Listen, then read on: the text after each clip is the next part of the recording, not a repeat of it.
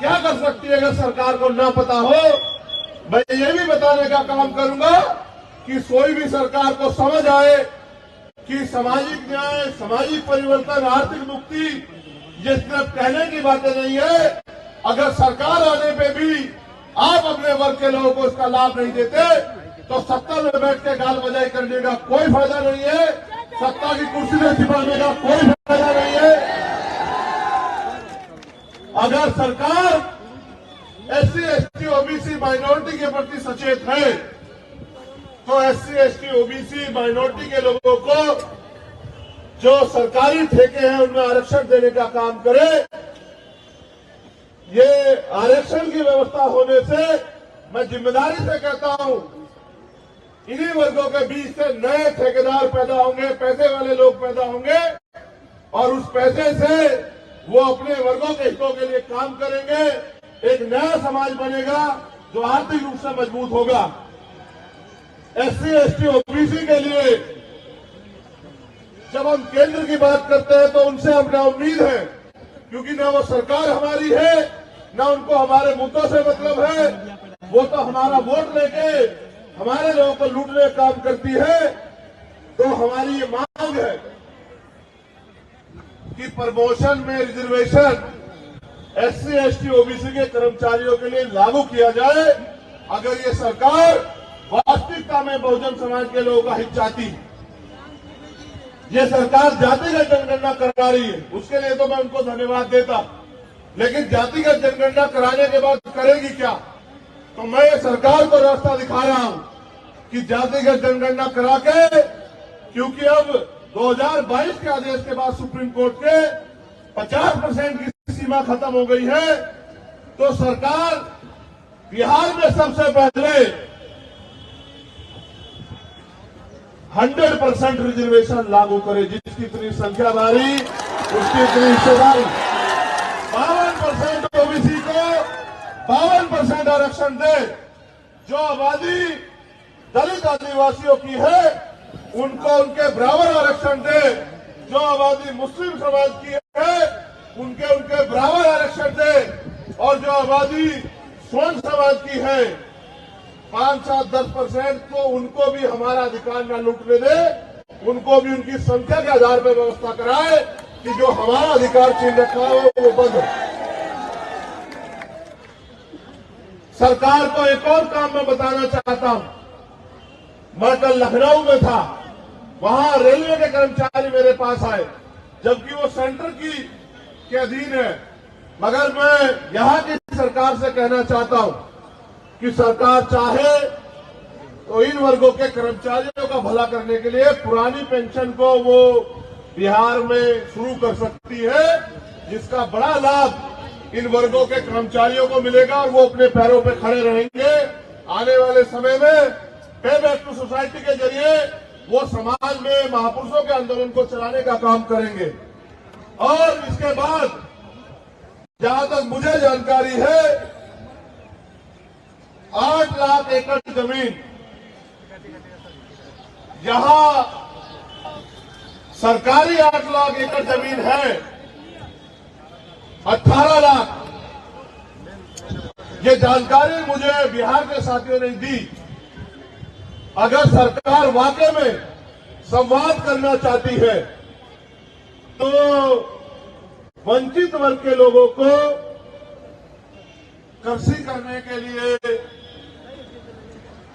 घर बनाने के लिए, क्योंकि आपकी कई योजनाएं गरीबों का घर छीन रही है।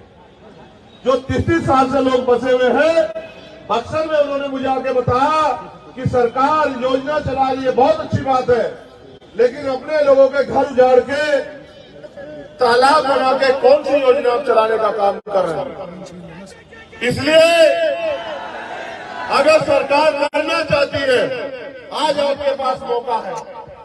उस जमीन को, क्योंकि हमने उत्तर प्रदेश में देखा है, मान्यवर काशीराम साहब कहते थे कि जो जमीन सरकारी है वो हमारी है, तो उस जमीन को गरीबों में बांटने का काम करे, जिससे ये गरीब खेती या अन्य कोई रोजगार करके अपने पैरों पे खड़े हो। आपके पास मैंने कई रास्ते आपको दिखाए, आप देश की सत्ता में भी जाने की बात करते हैं, ऐसी चर्चाएं भी हैं, लेकिन जब आप मुख्यमंत्री बनकर अपने प्रदेश में काम नहीं कर सकते तो देश की सत्ता पे आपको कौन बिठाएगा? यही वर्गों के लोग वोट के आधार पे वोट देके तय करते हैं कि देश की सत्ता पे कौन बैठे। ये ठगे गए हैं, लेकिन अब भीम आर्मी आजाद समाज पार्टी के जरिए हमारे नेता कार्यकर्ता गांव गांव जाके हमारी मां बहनों को, बुजुर्गों को, नौजवानों को समझाने का काम कर रहे हैं। अब ये ठगे में नहीं आएंगे, अब हम मांगेंगे नहीं, ये लड़ाई हिस्सेदारी की है।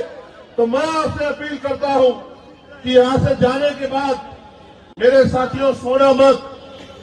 हमारे नेता भाई जौहर आजाद जी, अनिल प्रधान जी, रवि कुशवाहा जी, अमर ज्योति जी, अबूजर खान जी और तमाम नेता, निशान जी, वो सब लोग, अमित पासवान जी बहुत मेहनत करते हैं, आपके बीच में रहते हैं, हर अन्याय का सामना आंख से आंख मिला के करते हैं, आपकी आवाज को उठाते हैं, उनके हाथों को मजबूत करने का काम करना, उनकी ताकत बनने का काम करना, उनको आगे बढ़ने के लिए उनके साथ खड़े रहना, तो आपके अधिकारों पे कोई डाका बिहार में नहीं डाल पाएगा, ऐसा मेरा मानना है।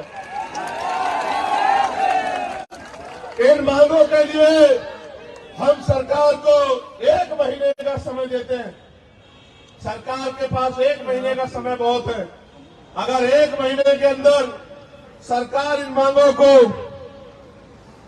नहीं मानती है, हमारे प्रदेश अध्यक्ष तो अभी से तैयार बैठे हैं, वो तो 20 मार्च कह रहे हैं कि 20 मार्च तक अगर सरकार हमारी मांगों को नहीं मानेगी तो हम बिहार में जेल भरो आंदोलन शुरू करेंगे, लेकिन अपने लोगों के अधिकारों को अब किसी को डकार में ठगने नहीं देंगे।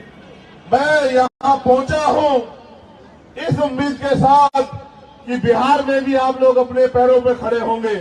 आपके पास रास्ता है मेरे साथियों, आपको ये तय करना है कि आप बैसाखियों के सहारे रहोगे या अपने पैरों पे खड़े होंगे।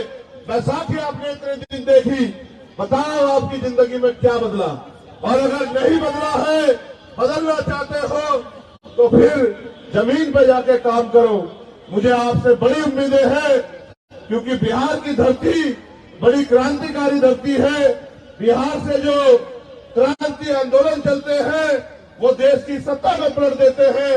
मैं भी उम्मीद करता हूं कि बिहार के साथी अपने हक अधिकारों के लिए यहां भी अपने पैरों पे खड़े होने का काम करेंगे। और मुझे उम्मीद है कि जो गरीब के बेटे मैंने यहां अपने प्रतिनिधि के रूप में आपके बीच भेजे हैं, आप उनके हाथों को मजबूत करने का काम करोगे। आप यहां आए, इस गर्मी में भी अपने साधनों से आए, यहां डटे हुए हो, मैं आपका दिल की गहराई से धन्यवाद करता हूं। आपको बहुत बहुत मुबारकबाद देता हूं।